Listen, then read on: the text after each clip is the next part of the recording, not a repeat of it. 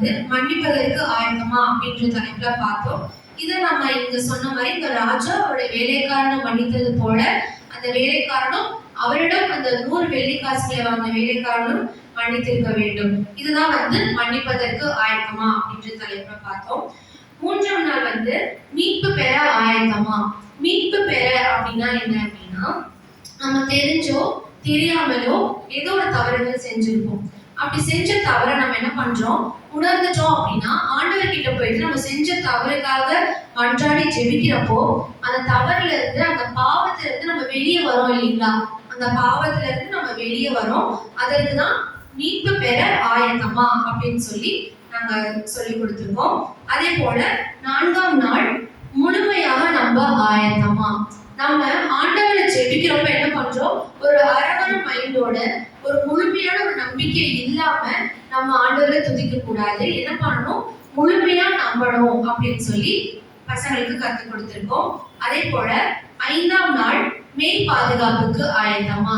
நம்ம சொன்ன அந்த ஒரு போர் யூத நாட்டுக்கும் அந்த மீதி அந்த 3 நாடுகளும் போர் தொடுக்கிற அந்த மெய் பாதுகாப்புக்கு ஒரு நாளே போர் தொடுத்து வரப்போ எப்படி அவங்க அனைவரும் ஒன்றாக கூடி அந்த பாதுகாப்புக்கு ஆயத்தமாக இருந்தார்களோ அதே போல நம்மளும் ஆண்டவர் நமக்கு கூட கொடுக்கக்கூடிய பாதுகாப்புக்கு ஆயத்தமாக இருக்க வேண்டும் அப்படின்னு பசங்களுக்கு சொல்லி கொடுத்திருக்கோம். அடுத்ததாக 6ஆம் நாள் முன்னேற ஆயத்தமா. நம்ம மற்ற பிள்ளைகளை பார்வையிலும் வந்து ஒவ்வொரு தினந்தோறும் ப்ரேயர் பண்ணி ஒவ்வொரு காரியங்களும் நம்ம செய்யறப்போ நம்ம ஆண்டவரை துதிச்சு செஞ்சோம் அப்படின்னா நமக்கு கண்டிப்பா என்ன கிடைக்குங்க, அதுல நமக்கு கண்டிப்பா வெற்றி அப்படிங்கிறது கிடைக்கும் இல்லைங்களா? இப்போ பசங்க ஒரு ஸ்போர்ட்ஸுக்கு போறாங்க இல்ல ஒரு எக்ஸாமுக்கு போறாங்க அப்படின்னா கண்டிப்பா முன்னாடி ப்ரேயர் பண்ணிட்டு போறாங்க அப்படின்னா கண்டிப்பா அதுக்கு என்ன ஆகும், அவங்களுக்கு அதுக்கான வெற்றி கிடைக்கும். அப்போ ஒவ்வொரு காரியங்களும் நம்ம முன்னேற வேண்டும் அப்படின்னா அதுக்கு நம்ம என்ன பண்ணணும், தினந்தோறும் ப்ரேயர் பண்ணி ஆண்டவரை துதிச்சாலே நம்ம என்ன பண்ணலாம், முன்னேறிடுவோம். ஒவ்வொரு காரியங்களும் நம்ம நினைக்கக்கூடிய காரியத்தை நம்ம அடைஞ்சிருவோம் அப்படின்ற ஒரு தலைப்புல தான் முன்னேற ஆயத்தமா அப்படின்ற ஒரு காரியத்தை நம்ம கற்றுக்கொள்றோம்.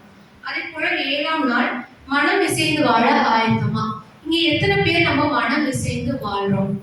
மனம் இசைந்து வாழ்றது அப்படின்னா என்னன்னா, நம்மளுடைய நண்பர்கள் நம்மளுடைய சகோதரர்கள் கிட்ட ஒற்றுமையா மனம் இசைந்து வாழ்வது. நம்ம எந்த ஒரு சண்டையோ எந்த ஒரு பகையோ இப்ப மனதுல நம்ம ரொம்ப நாள் வந்து ஒருத்தவங்க மேல சண்டை போட்டு என்ன பண்ணுவோம், அவங்க மேல கோவமா அந்த பகையை வச்சுட்டு இருப்போம். அவங்க கிட்ட என்ன பண்ணிருக்க மாட்டோம், ரொம்ப நாளா பேசாம இருந்திருப்போம் இல்லைங்களா? நம்ம பெற்றோர்களாகிய நம்மளே பெரியவர்களாக நம்மளே என்ன பண்றோம், அந்த கோபத்தை காட்டுறோம், ஒருத்தர் மேல அந்த வெறுப்பை காட்டுறோம்.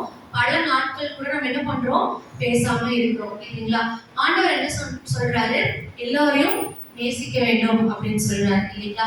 அப்போ நமக்கு பாவம் செஞ்சவங்களாவே இருந்தாலும் நமக்கு கெடுதல் நினைத்தவர்களாவே இருந்தாலும் நம்ம என்ன பண்ணணும், அவர்களை மன்னித்து மனம் சேர்ந்து வாழணும். நம்மளே வீட்டுல ஒருவருக்கு ஒருவர் சண்டை போட்டுட்டு இருந்தோம் அப்படின்னா, வீட்லயே அப்பா அம்மாவே சண்டை போட்டுட்டு இருந்தோம் அப்படின்னா அந்த பிள்ளைகள் மனதில் எப்படி ஒரு சமாதானம் கிடைக்கும் இல்லைங்களா? நம்ம எல்லாருமே என்ன பண்ணணும், வீட்டுல ஒருவருக்கு ஒருவர் நம்ம என்ன பண்ணணும், விட்டு கொடுத்து மனம் இசைந்து வாழ்ந்தோம் அப்படின்னா நம்மள உதாரணமாக வச்சுதான் என்ன பண்ணுவாங்க, நம்ம பிள்ளைகளும் வளருவாங்க. ஸ்கூலுக்கு போனாலும் எங்க போனாலும் அவங்களோட நண்பர்கள் கிட்ட அவங்களோட பிரதர்ஸ் அண்ட் சிஸ்டர்ஸ் கிட்ட என்ன பண்ணுவாங்க, மனம் இசைந்து ஒற்றுமையா வாழுவாங்க. அடுத்ததாக மனதார கொடுக்க ஆயத்தமா. நம்ம எத்தனை பேர் மனதார நம்ம ஆண்டவருக்காக கொடுக்கிறோம்? மனதார கொடுக்கிறோமா?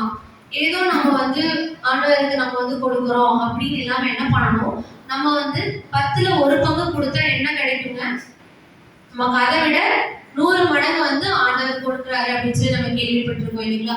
அதே போல நம்ம பிள்ளைகளுக்கு நம்ம சொல்லிக் கொடுக்கணும், மனதார நம்மளே என்ன பண்ணணும், ஆண்டவருக்கு கொடுக்கணும். மனதார நம்மளையே ஆண்டவருக்கு கொடுக்கணும். அப்படி கொடுக்கறதுனால என்ன ஆகும், நம்ம நினைச்ச காரியம் நல்லபடியாக நடக்கும். அப்போ மனதார நம்மளையே ஆண்டவருக்கு நம்ம கொடுக்கணும். அடுத்ததாக மக்களுக்கு சாட்சி பகர ஆயத்தமா. இங்க எத்தனை பேர் நமக்கு நடந்த அதிசயங்களை, நமக்கு நடந்த நன்மைகளை சாட்சியா மற்றவங்க கிட்ட நம்ம சொல்றோம்? எத்தனை பேர் நம்ம சாட்சிகளை மற்றவங்க கிட்ட சொல்றோம்? ஒரு விஷயத்துக்காக நம்ம எவ்வளோ வந்து ப்ரேயர் பண்றோம், ஒரு விஷயத்துக்காக எவ்வளோ நம்ம வந்து உருக்கமா ஒவ்வொரு நாளும் நம்ம வேண்டுறோம்.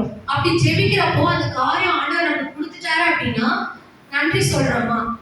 அதற்காக நன்றி சொல்றோமா? ஒரு விஷயம் நமக்கு வேணும் அப்படின்னா அதற்காக என்ன பண்றோம்? ஜெபிக்கிறோம். அதே காரியம் ஆண்டவர் நமக்கு கொடுத்துட்டா நன்றி சொல்றோமா? அதைதான் நம்ம பிள்ளைகளுக்கு கற்றுக் கொடுக்க வேண்டும். நமக்கு ஒரு காரியம் வேண்டும் அப்படின்னா அதுக்காக ஜெபிக்கணும். அந்த காரியம் நமக்கு நடந்தா என்ன பண்ணணும்? நன்றி சொல்லணும். மற்றவர்களிடம் அதை என்ன பண்ணணும்? சாட்சியா சொல்லணும். அது ஆண்டவர் நம்ம எதிர்பார்ப்பாரு. அவர் நமக்கு செஞ்ச நன்மைகளை நம்ம மற்றவர்களிடம் சொல்றதுனால என்ன ஆகும்? அவங்களும் ஆண்டவரை பற்றி என்ன பண்ணுவாங்க? தெரிஞ்சு கொள்வாங்க. நமக்கு நடந்த நன்மைகளை மற்றவங்களுக்கு சொல்றப்போ மற்றவங்க என்ன பண்ணுவாங்க? ஆண்டவர்களை தெரிஞ்சுப்பாங்க இல்லைங்களா? இதுதான் மக்களுக்கு சாட்சி பகர ஆயத்தமா. இறுதியாக நம்ம எல்லாரும் தெரிஞ்சு கொள்ள வேண்டியது மன்னவரை சந்திக்க ஆயத்தமா. இதுதான் என்னதுங்க? நம்மளுடைய 2ஆம் வருகைக்கு நம்ம எல்லாருமே ஆயத்தமா இருக்கிறோமா? நம்ம இன்னைக்கு சொல்லிக் கொடுத்த இந்த ஒவ்வொரு தலைப்புமே நம்மளோட அன்றாட வாழ்க்கையில நம்ம பசங்களுக்கு சொல்லிக் கொடுக்கணும். அதற்கு முன்பாக நம்ம அதுக்கு ஆயத்தமா இருக்கிறோமா அப்படின்ற எண்ணத்தை நம்ம மனதில் ஏற்றுக்கொண்டு திறந்தோறும் அதன்படி நம்ம நடக்கணும். அதே போல ஆண்டவருடைய 2ஆம் வருகைக்கு எத்தனை பேர் ஆயத்தமா இருக்கீங்க அப்படின்னு உங்க எல்லார்கிட்டையும் ஒரு கொஸ்டின் மார்க்கை வச்சு இந்த வார்த்தையை நான் நிறைவு செய்கிறேன். இந்த வாய்ப்பை கொடுத்த ஆயிரமாவங்களுக்கும் கமிட்டி மெம்பர்ஸ் அனைவருக்கும் சபை மக்கள் அனைவருக்கும் நன்றியை தெரிவித்துக் கொள்கிறேன்.